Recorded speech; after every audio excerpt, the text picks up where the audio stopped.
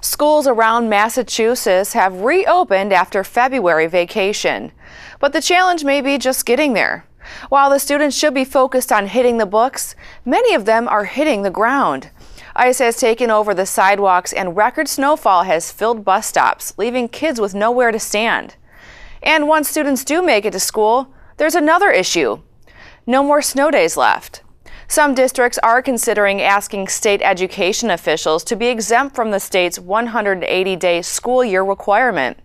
Governor Charlie Baker is hoping local officials will find other ways to make up for the lost time. Possibilities could include canceling April vacation or adding school days at the end of June. Boston, with 8 snow days so far, has opted to hold school on 2 Suffolk County holidays, Evacuation Day on March 17th and Bunker Hill Day on June 17th. Speaking of all this snow, it's not just creating headaches for schools. It's putting a heavy strain on the National Guard. They're not used to this kind of workload. Weather-related deployments normally last up to 2 weeks, but the National Guard has been putting in overtime to provide continuous aid to Massachusetts communities for about 3 weeks now. Over 200 from the National Guard have been clearing snow and ice along the Red Line tracks in Braintree and Quincy. Earlier this week, they helped clear snow and ice along Green Line tracks, busways in Quincy and Dorchester, and bus stops in Boston. About 500 soldiers and airmen have been activated in Massachusetts and have cleared about 170 miles of road and over 6,000 fire hydrants. Cities in need of their help submit requests for Guard assistance to MEMA, who then prioritizes the missions and deploys troops.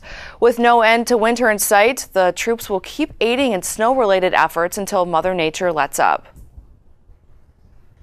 Jury selection for the trial of alleged Boston Marathon bomber Dzhokhar Tsarnaev has been canceled for today. The court gave no reason for the cancellation and is set to resume on Tuesday. Court officials say the lengthy selection process will likely be concluded early next week in the Capitol bombing trial. The process will then move forward with the defense and prosecution's opportunity for peremptory challenges, which allows attorneys to eliminate jurors from the final pool. After that process is complete, the court will hear any motions that need to be resolved before the trial begins. Opening statements will likely begin next week.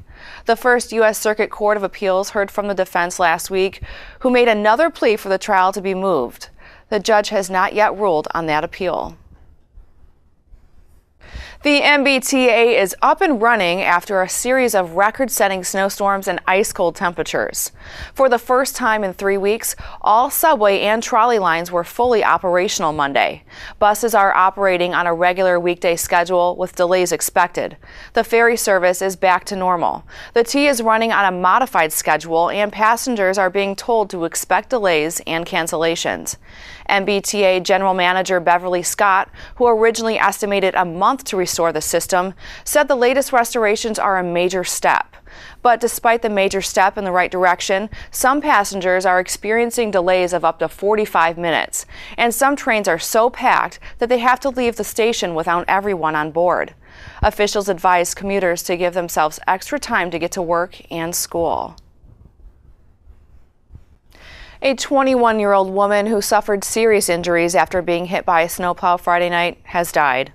Fitchburg police said Elizabeth Jean Hill was walking home from work when she was hit by a snowplow. Hill's shift at Market Basket had ended shortly before she made the half-mile trek home. She was walking on the side of the street when a 5-ton plow hit her. Fitchburg Police Sergeant Timothy McDermott said the plow truck driver was not plowing at the time. The incident is under investigation and no charges have been filed.